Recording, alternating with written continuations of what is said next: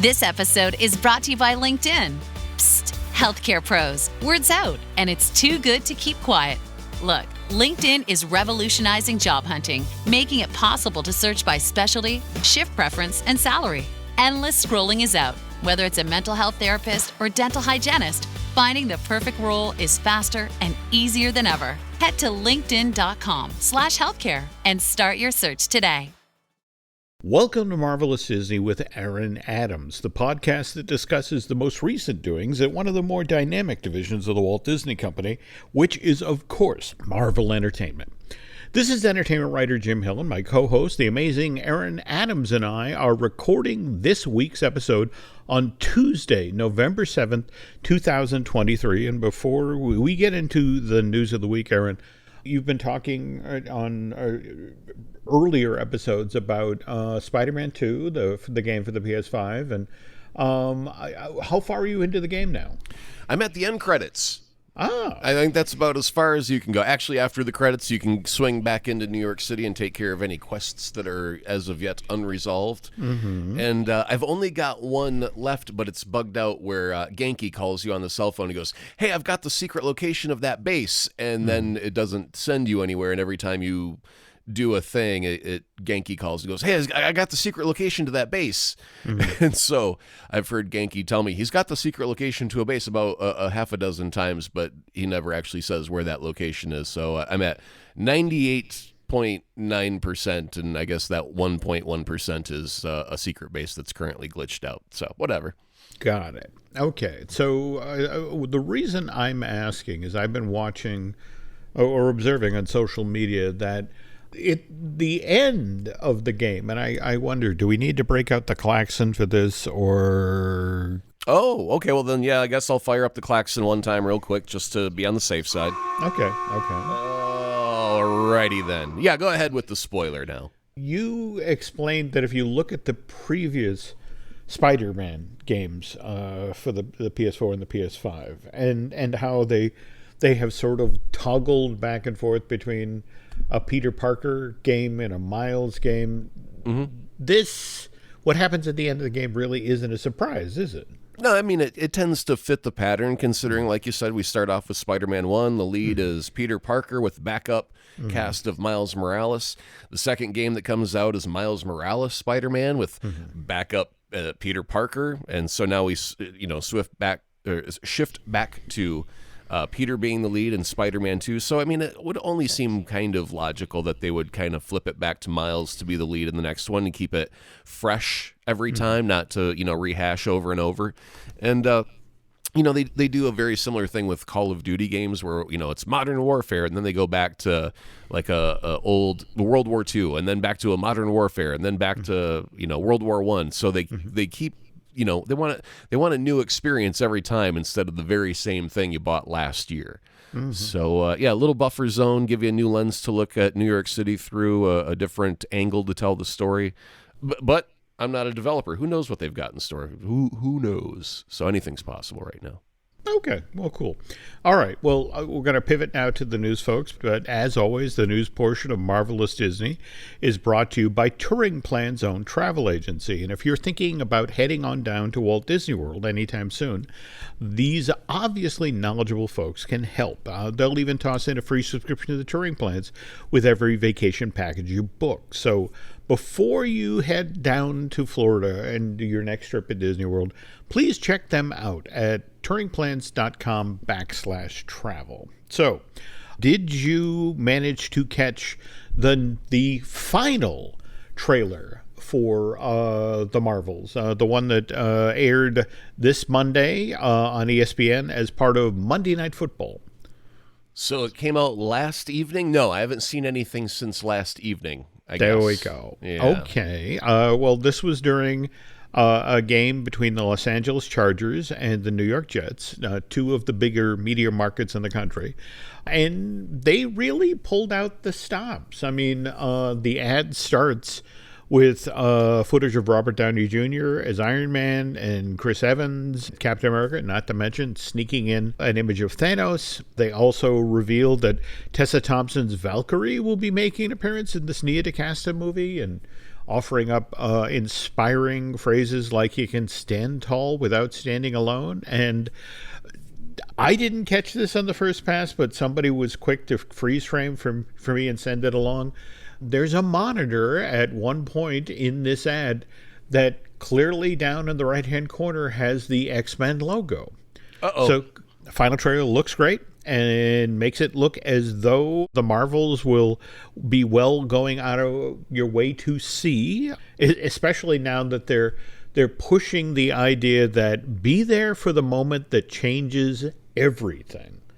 And I gotta wonder if we're going to hear from the folks who are in Las Vegas tonight. That's where the world premiere of the Marvels is being held. In fact, Hollywood Reporter has a story up right now about, for those who can't actually get into the Sphere where the I guess the premiere is being held, they're using the exterior of this 580,000 square foot LED display.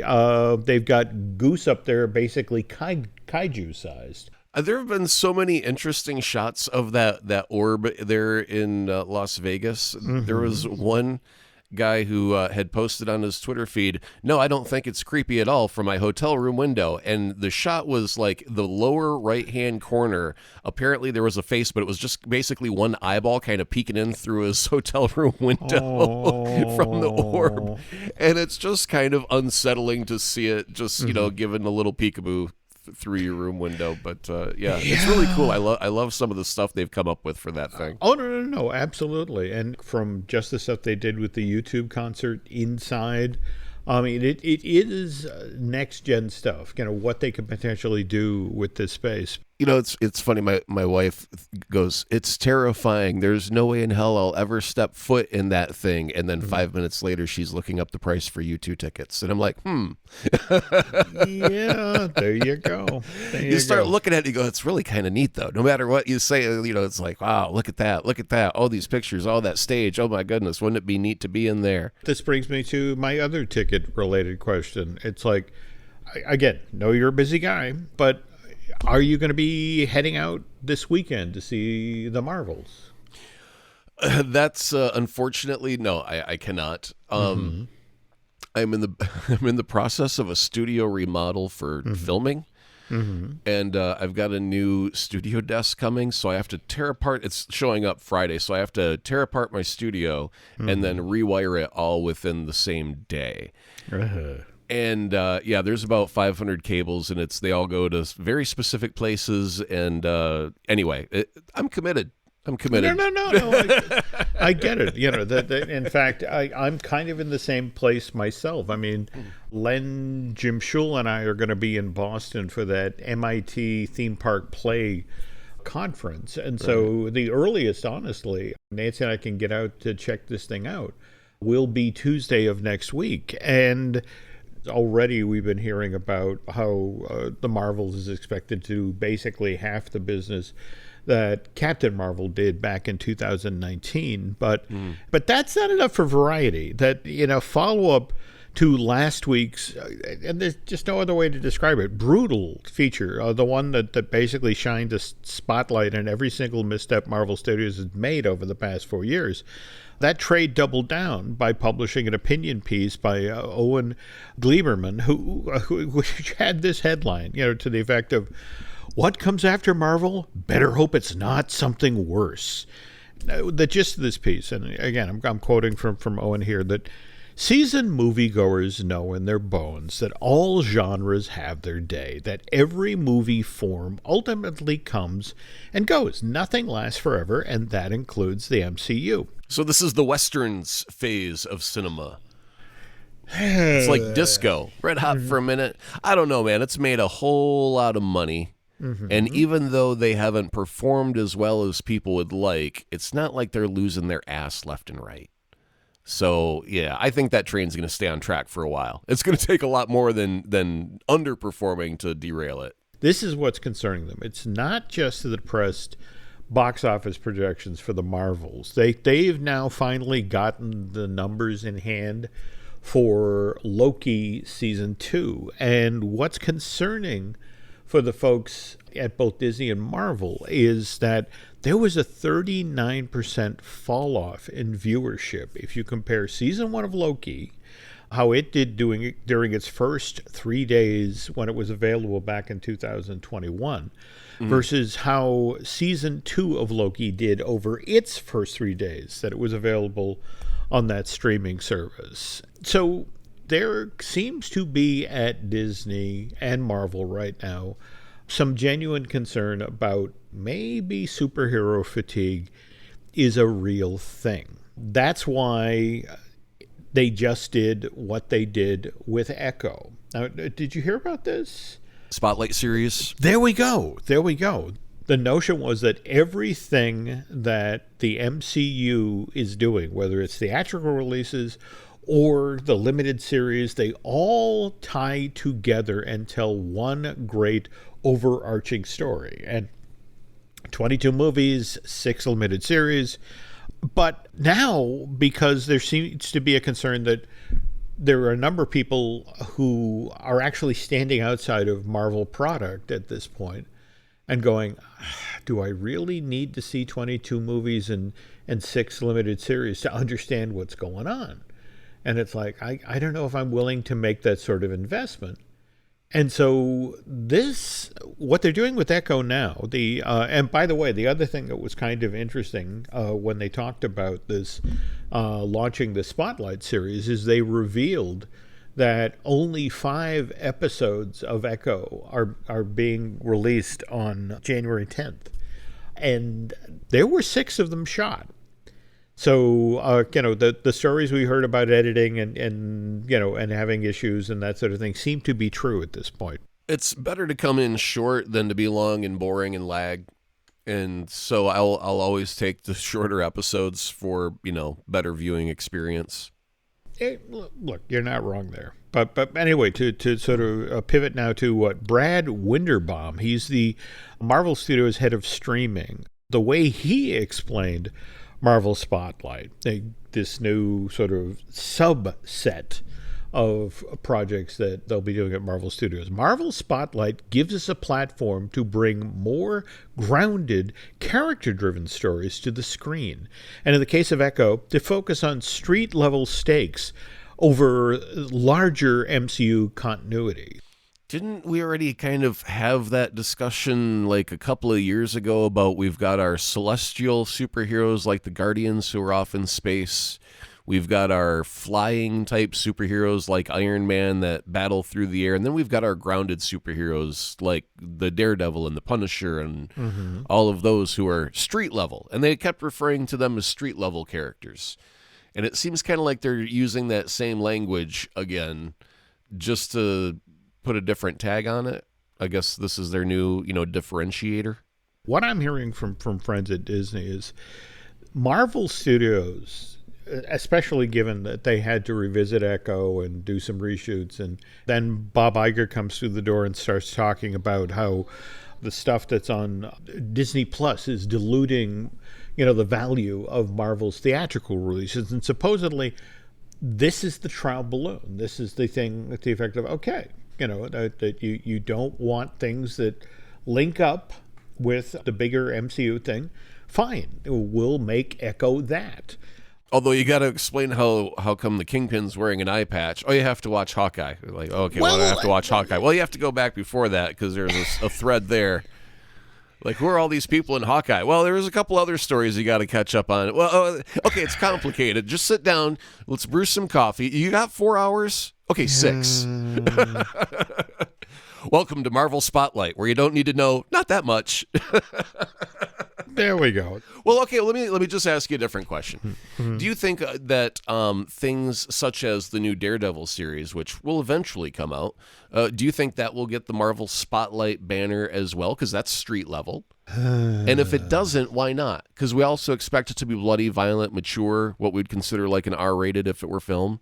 So interesting. It fits all that. You say that because, again, Echo is going to be the very first Marvel limited series on Disney Plus that has an M rating for mature due to the violence. And what's kind of interesting is that Deadpool 3 is also supposed to have an R, but just this week, the director of the Blade reboot confirmed that Disney just gave them the all clear to make that an R as well. Well, thank goodness for good taste. I mean, that's what it needs to be. Yeah. You just get a sense that this is a Marvel that, okay, we need to try some new things. We need to change stuff up. Well, absolutely.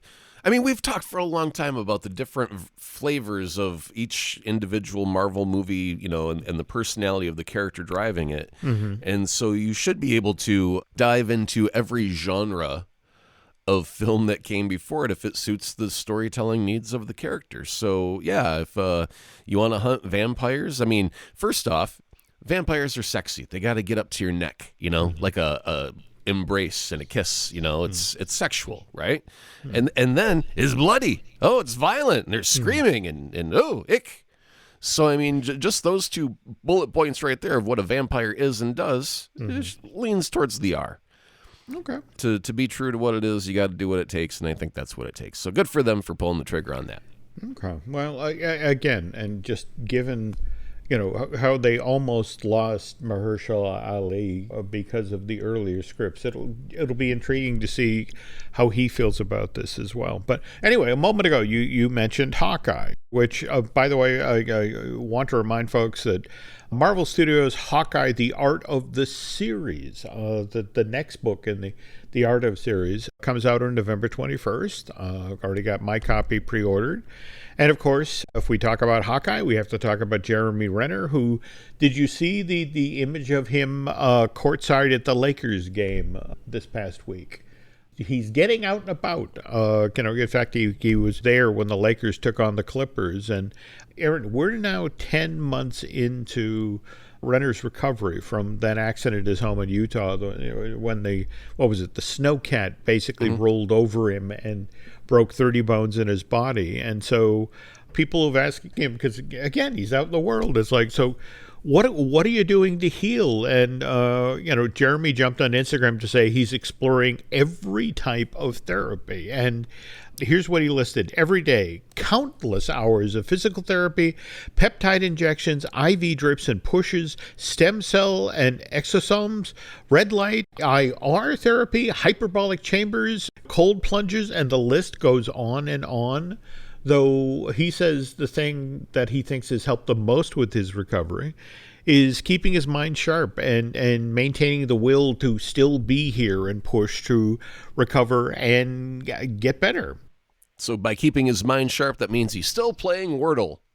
Congratulations on your 138-day Wordle streak. All right. It's worth noting that supposedly the folks at Marvel have just flat out told Renner that when he's ready, they'd love to get him back in front of the camera for something. So it's just sort of like, let us know when you're ready to go, and you know, whether it's going to be Thunderbolts or that sort of thing, Hawkeye will be back.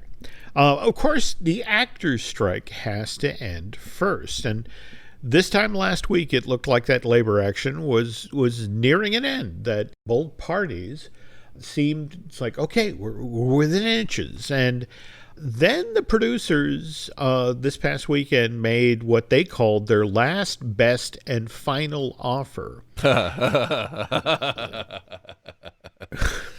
You know, I've produced a lot of commercials, and you go, okay, this is the commercial. And they go, oh, just one change. You go, okay, here's revision 1. And they go, oh, one more change. All right, here's a final revision. Oh, no, one more change. A final revision. Okay, this is you label it, this is the last freaking time I make this commercial, final revision, final, exclamation mark 5 times.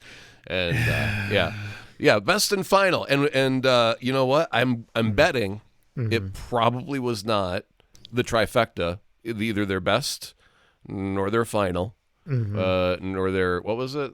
Last, best, and final. And I bet they're going to have to go one more time at bat on that. So, they're wrong on all 3 counts, aren't they, Jim? Tell me that's the case. Well, that's the thing. SAG-AFTRA management, it was really not liking what the producers are putting out there for AI.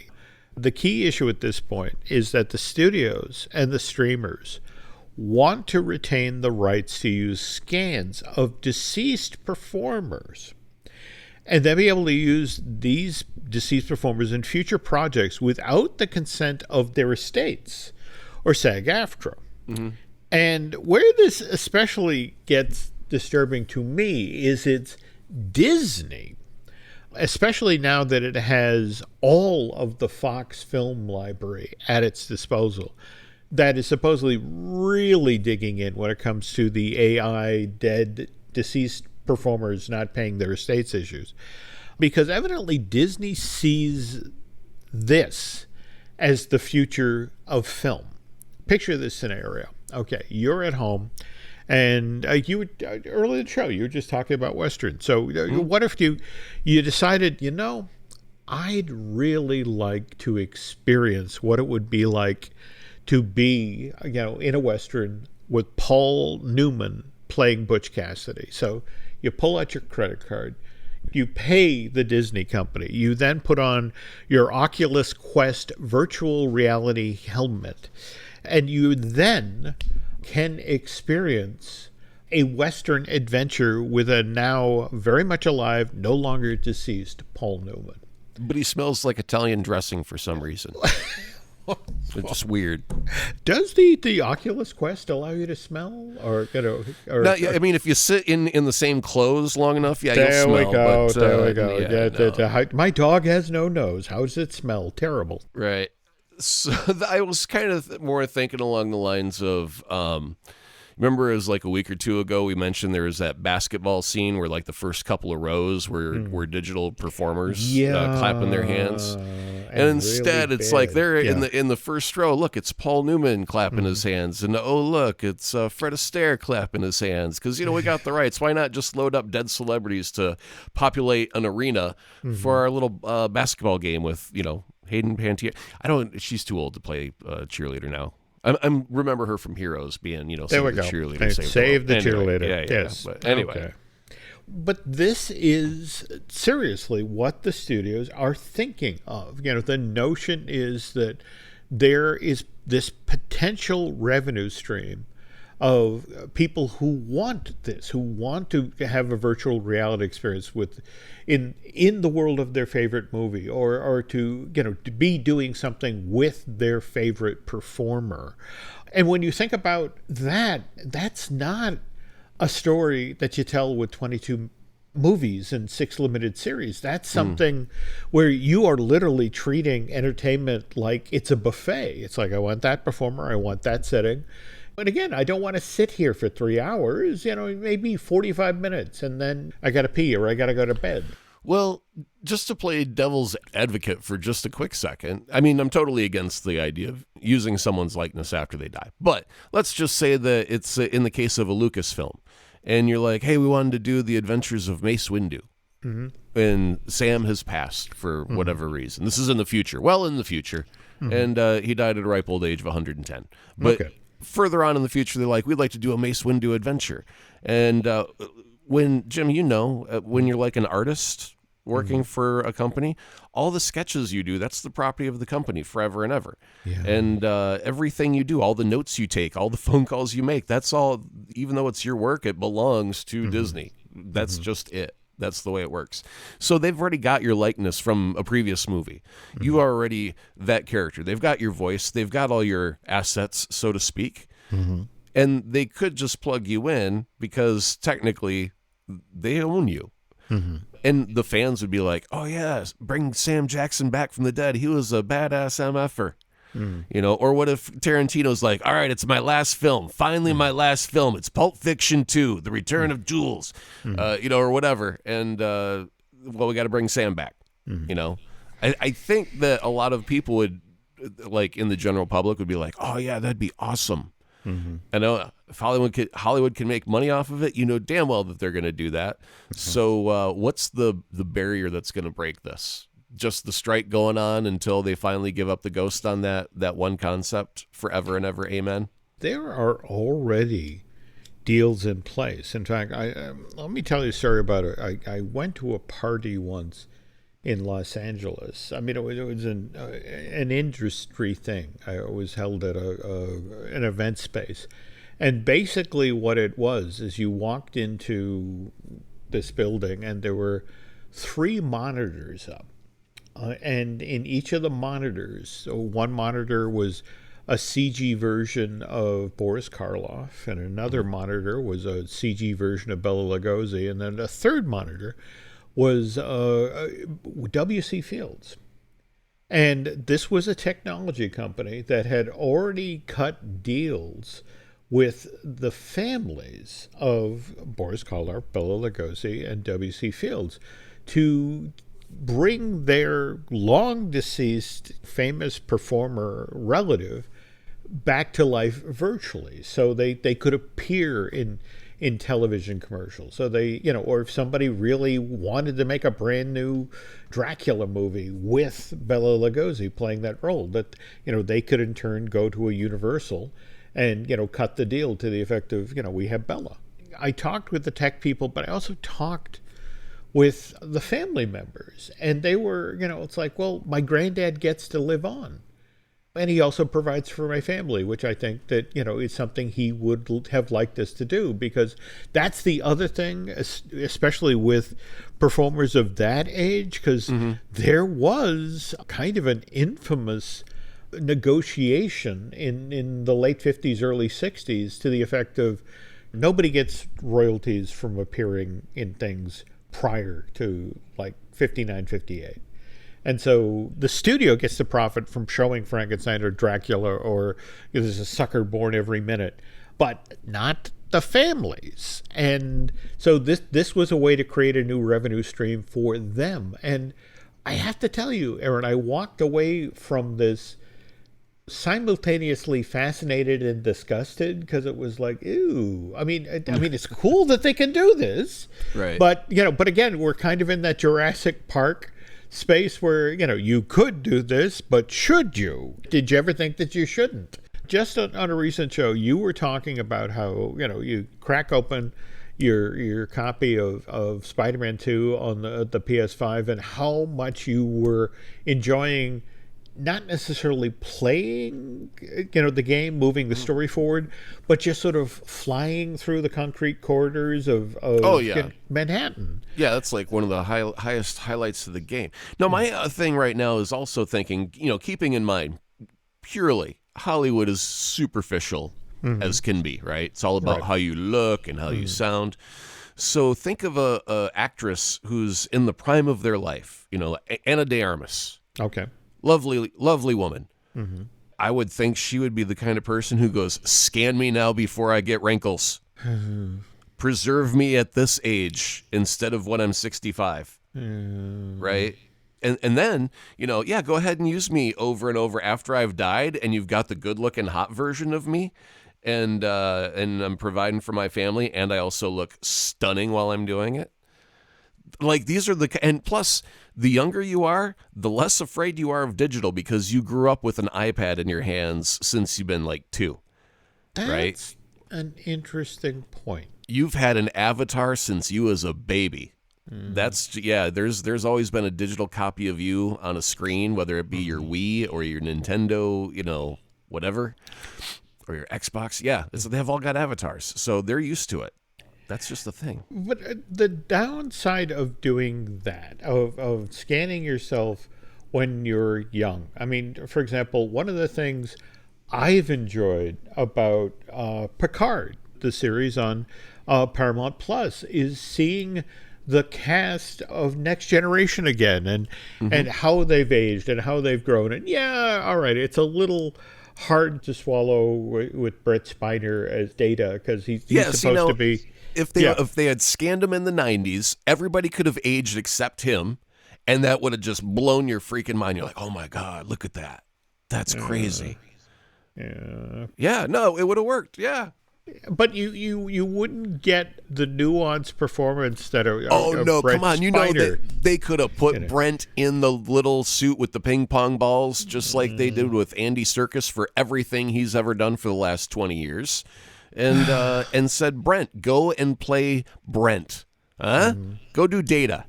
It's just that you've got the young skin on. Come on. That's how they would play that. That's an interesting idea. Speaking of which, though, folks, when we get back, we're going to talk about Patrick Stewart's memoir, Make It So, and Patrick looking back on how he wound up playing Charles Xavier in the X-Men films.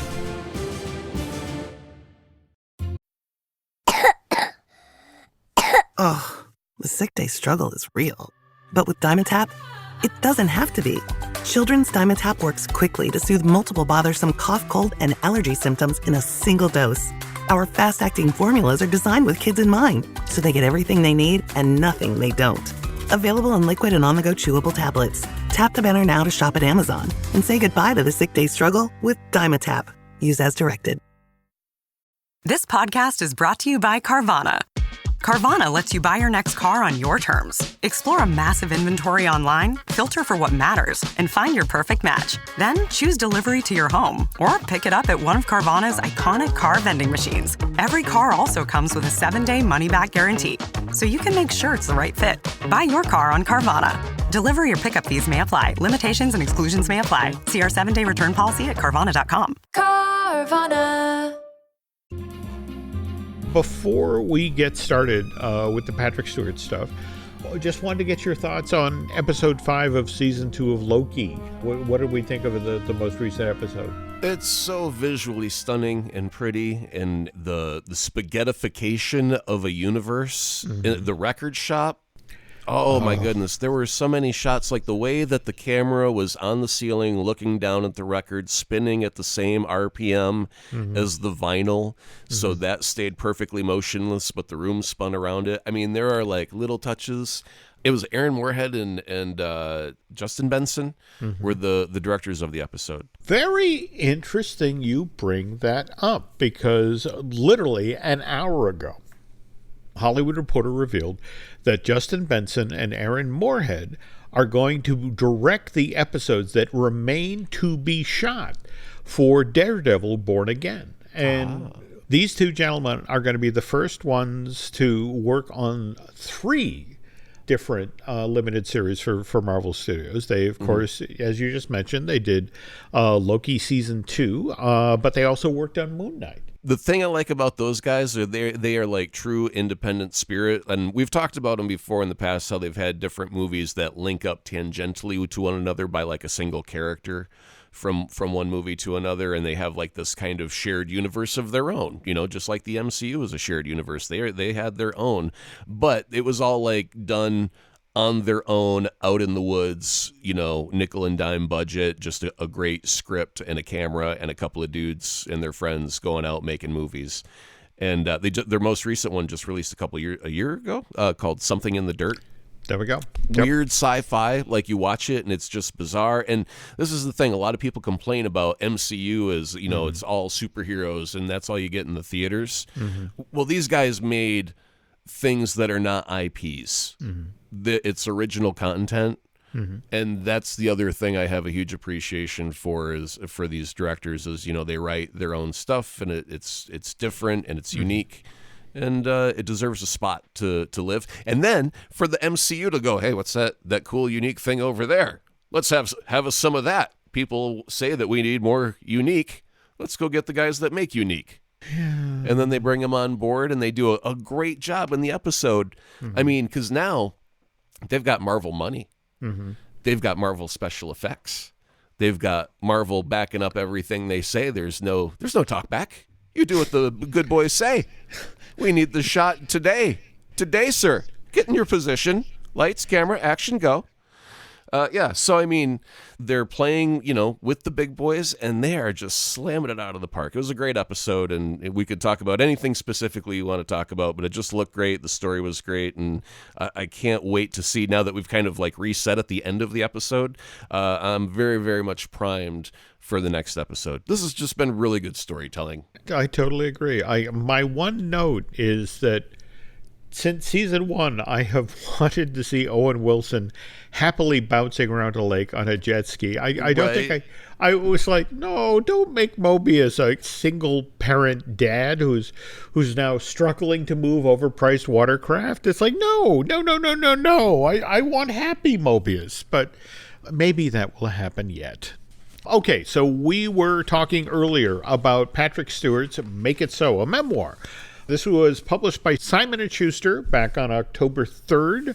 It's already been on the New York Times bestsellers list, and you look at Patrick Stewart today and what this guy has achieved and the amazing performances and the fact that he had a childhood that, in fact, his wife describes it as Dickensian. I mean, just beyond poverty and really poor performer in school. And to be honest, it was one English teacher, I think it was Shylock, that had him read Shakespeare in class. And it was like, and was just sort of stunned that this kid could be that present. And it was that teacher that put him on the path that eventually got him into the Royal Shakespeare Company. And likewise, that's what led to his film and television work, which, of course, led to Star Trek: The Next Generation. But today we're going to talk about his Marvel stuff. And so there's a chunk of the book where Sir Patrick Stewart talks about how in 1997 he played the bad guy in a movie called Conspiracy Theory. He was starring alongside Julia Roberts and Mel Gibson. This was a film directed by Richard Donner. And so he had just finished an ADR session. That's where you go in after the fact and you're replacing dialogue. And an assistant rushes into the studio and hands him an envelope. And there's a note on the front of the envelope that says, "Read now."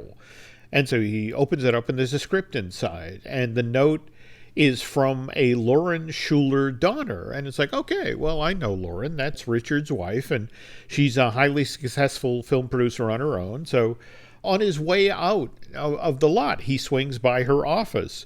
And she looks, and there's this, in Laura's office, there's this mocked up photograph of somebody who's sitting in a wheelchair who looks very much like Patrick Stewart.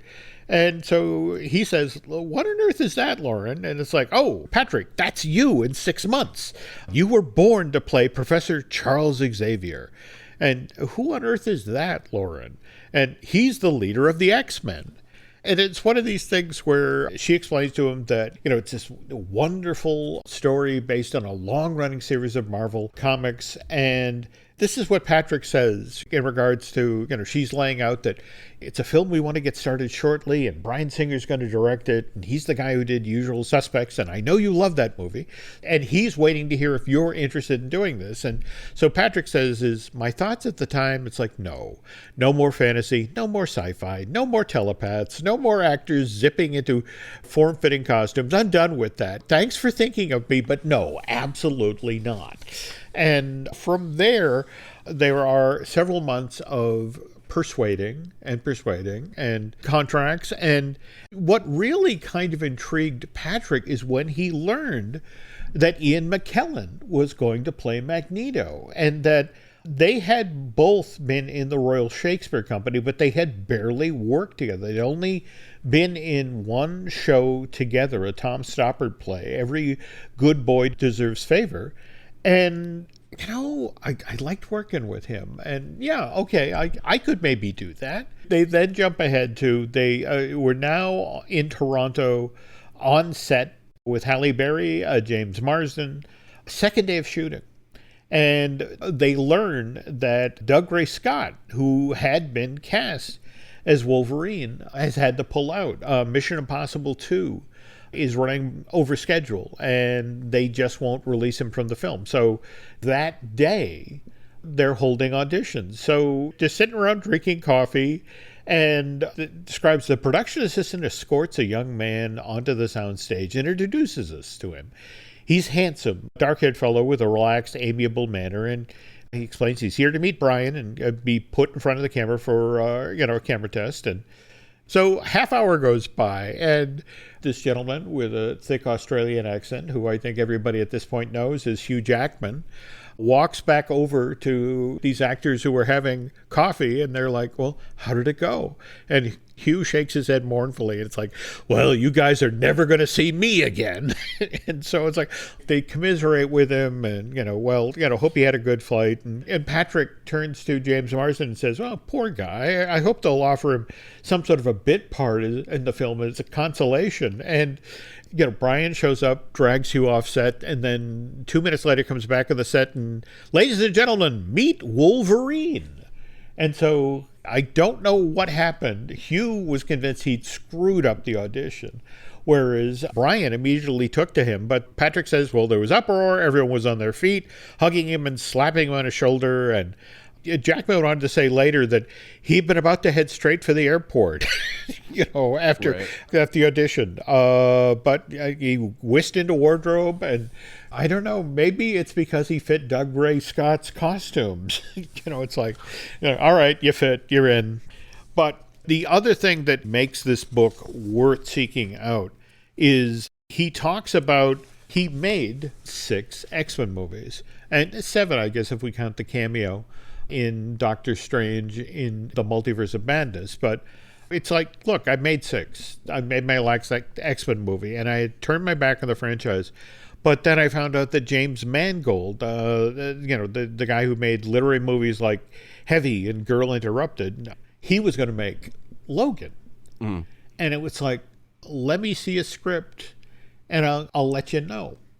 And it's one of these things where he talks about, he's like, looks at the script, and it's like, well, first of all, a high secret project that when he got the script, it didn't say Wolverine, it didn't say Logan, it had a title, Natchez. It was, deliberately a dummy title to throw people off the scent. And so he's reading it, and story starts in 2029, and the X-Men are in deep decline, and no mutants have been born in the past 25 years. And it's like, it's looking at, on page 2, Logan's no longer Wolverine. He's a guy who's driving a dirty limo in a Mexican border town. And Charles Xavier he's now Logan's ward, and a 90-year-old shell of his former self, beset with dementia. And Logan is looking after Charles in some deserted factory and feeding him pills to keep his seizures down. And Patrick, on page 2 goes, I'm in. It's like, if that's what you're going to do with this film, and more to the point, if it's James Mangold directing and writing this thing, I'm in. Well, I mean, for most of the acting that he has to do, I mean, the character's stuck in a wheelchair. So he basically just has to sit there, and then every once in a while, take 2 fingers and raise him up and touch him to his temple, and then set his hand back down. And that was his action scene. That was a stunt. But at the same time, anyone who's seen Logan, I mean, those scenes where... Oh, no, it was great. When Charles is off his meds, so to speak, and disturbing the world at large. It's those things, you look at the scenes, how did you shoot that? What did you do? I mean, how much of that is practical? How much of that is effects after the fact? It's amazing stuff. And one of the conditions for Hugh Jackman to come back and play Logan, Wolverine, in Deadpool 3 was he had to be reassured that everything we saw in Logan wasn't disturbed. That story stays whole. Which just goes to show he has never watched an MCU movie that he's not in, because he would understand how the multiverse works, and he wouldn't have to have that as a stipulation. He'd go, oh, I'm just a different version of me? Okay, got it. Okay. Well, anyway, again, if you're looking for an especially fun read, and we haven't even touched on any of the absolutely amazing Star Trek stories that are in this thing, or likewise his tales from his days in the Royal Shakespeare Company. I mean, it's such a fun read, and the other thing is he just comes across as this very humble, lucky guy who just is happy with the career he's had, and is also open to the idea of revisiting characters, but only if in different and new ways, which again is what they managed to do with the Picard series, all 3 seasons of it.